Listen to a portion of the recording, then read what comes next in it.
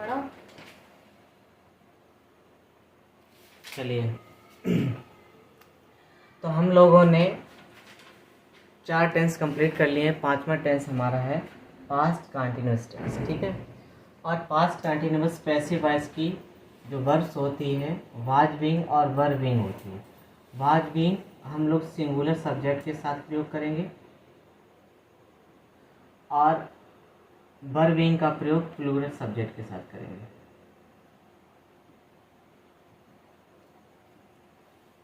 ठीक है, तो इसको स्ट्रक्चर क्या होगा। स्ट्रक्चर में आपको पैसिव सब्जेक्ट लिखना है पहले, प्लस आपको कर्ता के अनुसार जो भी सब्जेक्ट होगा उसके अनुसार आपको वर्ब लगानी है, वाज बीइंग या वर बीइंग। अगर इसमें नॉट आया है तो नॉट लगाएंगे, नॉट नहीं आया तो नहीं लगाएंगे, ठीक है। इसके बाद में नॉट तो इसके बीच में आता है, यहाँ की जरूरत नहीं है अभी। इसके बाद में आपको मेन वर्ब की थर्ड फॉर्म लिखनी है। इसके बाद में आपको बाई और पैसिव ऑब्जेक्ट लिखना है, पैसिव ऑब्जेक्ट लिखना है, ठीक है। चलिए, जैसे हमने आपके सामने एक वाक्य लिखा, I was writing a letter,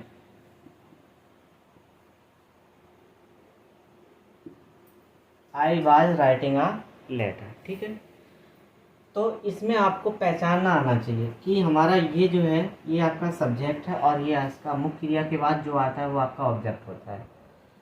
अब ऑब्जेक्ट को सब्जेक्ट बनाना है तो ए लेटर आगे आ जाएगा, ए लेटर आगे लिखेंगे। ए लेटर माने एक पत्र, एक पत्र सिंगुलर है तो वर्ब आपकी क्या लग जाएगी, वाज बीइंग। वाज बीइंग आप वर्ब लगा दीजिए।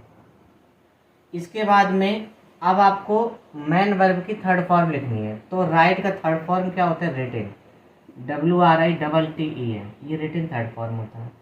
इसके बाद में आप क्या प्रीपोजिशन लगाएंगे, बाई प्रीपोजिशन लगाएंगे। और पैसिव ऑब्जेक्ट आई का जो पैसिव पजेसिव ऑब्जेक्टिव केस होता है वो क्या होता है, मी होता है। आई का क्या होता है, मी। तो वो भी आपको याद रखना है, बार बार हर बार लिखाते हैं। आई का क्या होता है, मी होता है। वी का क्या होता है, ऑब्जेक्टिव केस अस होता है। ही का क्या होता है, यू का पहले लिख लो, सेकंड पर्सन है, यू का यू रहता है। और ही का क्या होता है, हिज होता है, नहीं हिम, ही का हिम होता है। और सी का हर होता है। इसी प्रकार दे का देम होता है। और इट का क्या होता है, इट्स, इट का इट ही रहता है, ठीक है। तो ये आपका सब्जेक्टिव केस होता है, ये आपका ऑब्जेक्टिव केस होता है, ये इनका आपस में चेंजमेंट होता रहता है। तो ये पहला वाक्य है। जैसे दूसरा वाक्य आप समझें, रमेश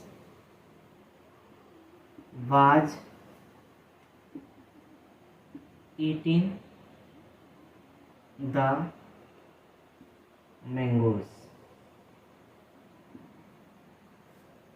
यानी रमेश आम खा रहा था। तो इसको हमें पैसिव वॉइस बनाना है, तो द मैंगोज इधर आ जाएगा।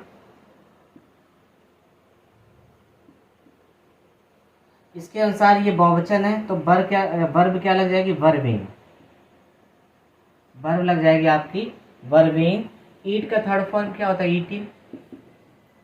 और बाई रमेश, ऑब्जेक्ट यहाँ पे आ जाएगा रमेश, ठीक है। क्लियर है, बताइए।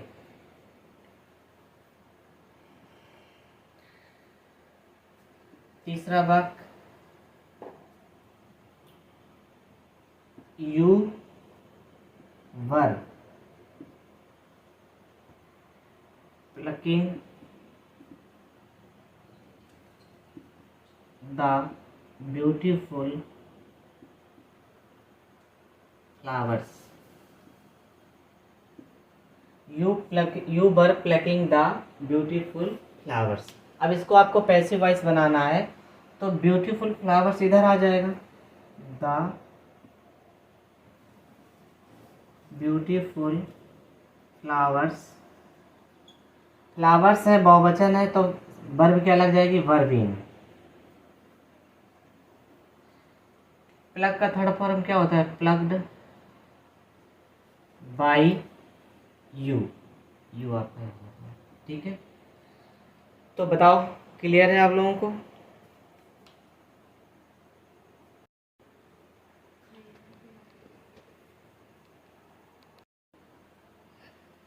चलिए और भी समझिए इस वाक्य को। देखिए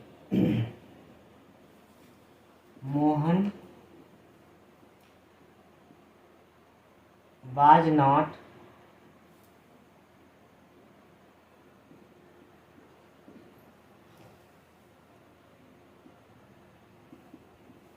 beating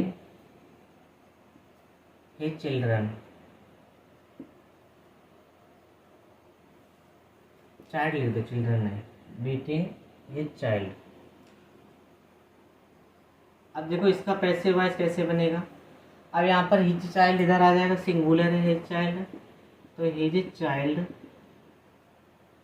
साइक्रिया क्या आगे बाज, नॉट आया तो नॉट बीच में लिखेगा, नॉट बीच में लिखेंगे, इसके बाद बीइंग लिखेंगे, ठीक है। नॉट बीइंग, बीट का थर्ड फॉर्म क्या होता है, बीटिंग बाई, किसके द्वारा, मोहन के द्वारा, तो यहाँ पर मोहन लिख देते हैं, ठीक है। इस प्रकार से हम इसका पैसिव वॉइस बना देंगे। एक और बात समझें,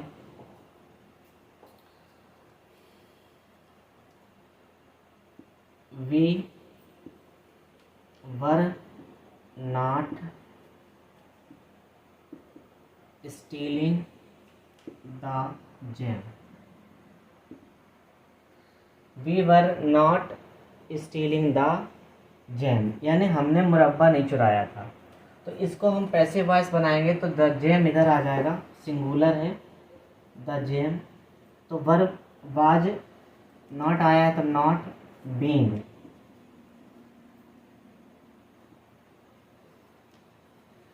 स्टील का थर्ड फॉर्म क्या होता है, स्टॉलन, स्टॉलन बाई, किसके द्वारा, वी का, वी का देखो क्या लिखा है यहाँ पर, अस लिखा है, तो ऑब्जेक्टिव प्लस यस हो जाता है, ठीक।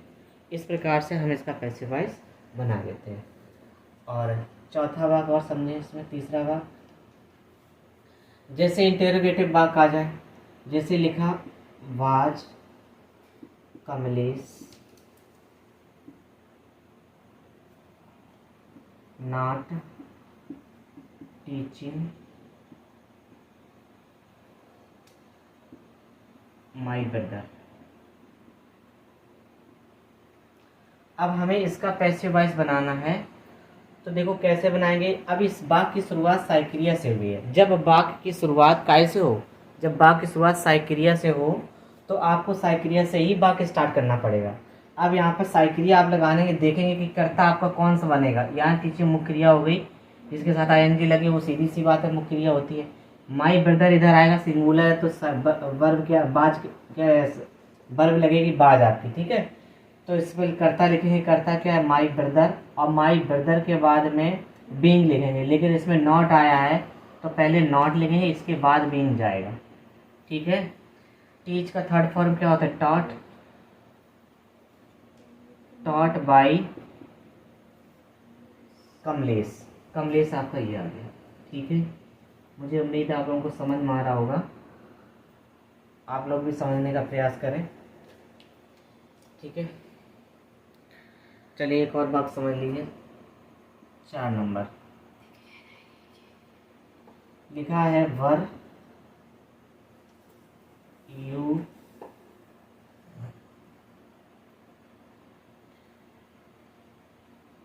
Helping this person, were you helping this person, तो इसका पैसिव क्या बनेगा, वाज दिस पर्सन, नॉट आया नहीं है तो यहाँ पर बीइंग लगा देंगे। हेल्प का थर्ड फॉर्म क्या होता है, हेल्प्ड बाय यू, ठीक है। तो इस प्रकार से हम इसका पैसिव वॉइस बना लेंगे।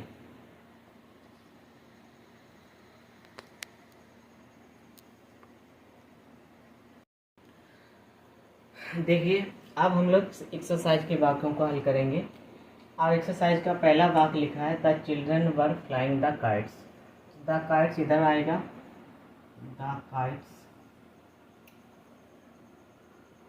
Were being. फ्लाई का थर्ड फॉर्म क्या होता है? Flown. By children, by the children. ठीक है, चलिए अगला वाक्य देखिए the Hunter was shooting the tiger. तो द टाइगर इधर आएगा, the tiger was being. Shoot का थर्ड फॉर्म क्या होता है? Shooted by the Hunter.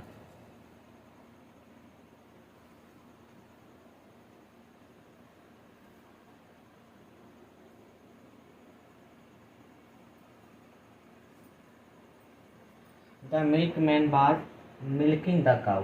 तो द काउ इधर आ जाएगा, was being milk by the milkman.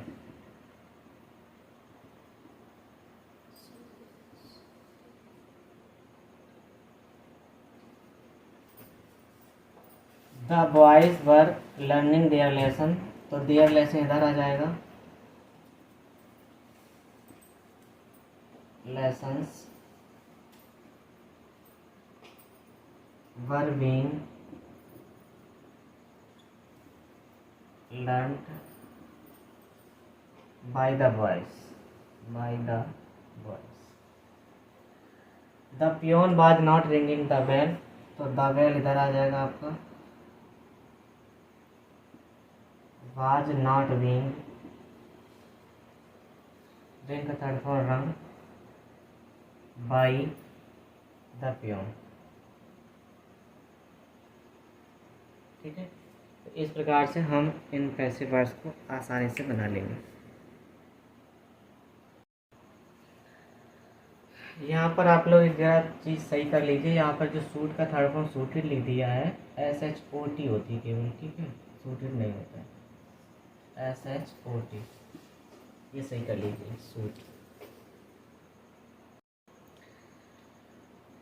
चलिए एक्सरसाइज पे और भी आगे वाक्यों को हल करते हैं। देखिए were they doing their homework.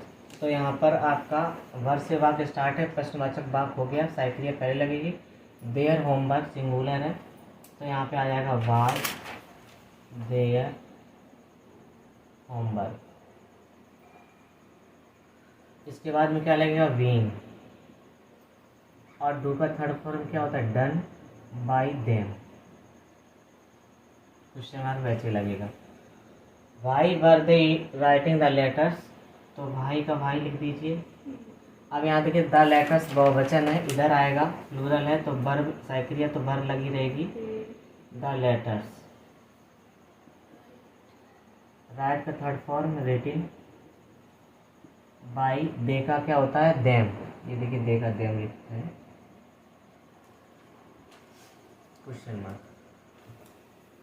What was he doing. तो व्हाट का व्हाट लिखा रहने देंगे, इसके बाद में वर्ब लगाएंगे वाज बीइंग। इधर कोई ऑब्जेक्ट नहीं दे रखा है तो इसे सिंगुलर मानेंगे, वाज ही रखेंगे, वाज बीइंग। डू का थर्ड फॉर्म डन, ये जरूर ऑब्जेक्ट बनेगा जाके, तो बाई ही का क्या हो जाएगा? हेम हो जाएगा। इस प्रकार से बनाएंगे इसे। Who was waiting my daughter. तो हु को बाई होम में चेंज कर सकते हैं आप, हु को बाई होम में चेंज कर सकते हो, बाई होम। माई डॉटर इधर आएगा, was my daughter, was my daughter being beaten. By लगेगा नहीं क्योंकि पहले लग चुका है, ऐसा बनेगा। भाई was the teacher not teaching the students. तो भाई का भाई रहेगा, ठीक है। इसके बाद द स्टूडेंट आपका देखिए बहुवचन करता है तो इधर आएगा तो साइक्लिया बदल जाएगी, वर द स्टूडेंट्स इसमें नॉट भी आया तो पहले नॉट लगेगा, इसके बाद में बीइंग जाएगा, ठीक है। बीइंग बाद में जाएगा। टीच का थर्ड फॉर्म क्या होता है? टॉट, TAUGHT, टॉट बाय, किसके द्वारा? टीचर के द्वारा, by the teacher, by the teacher. Question mark.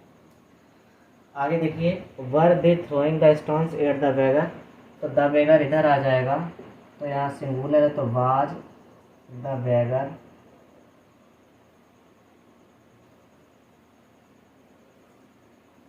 Being thrown. Throwing का थर्ड फॉर्म क्या होता है? थ्रोन।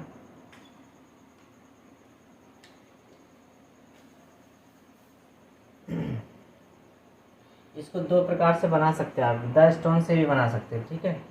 अगर दो द स्टोन, चलो द स्टोन कर लो, उसे अलग ना रखो, ऐसा एक काम करो आप लोग। वन तो इधर से भी जाएगा, कोई दिक्कत नहीं है, तो आप इधर से भी बना सकते हो। तो द स्टोन्स के लिए सिर्फ वर्ब चेंज हो जाएगी, वर ही रहेगी, ठीक है। वर द स्टोन्स थ्रोन, इसके बाद में क्या लगेगा? बीइंग, नॉट तो आया नहीं थी, बीइंग लगा दीजिए। बीइंग, थ्रो का थर्ड फॉर्म क्या होता है? Thrown, thrown at the beggar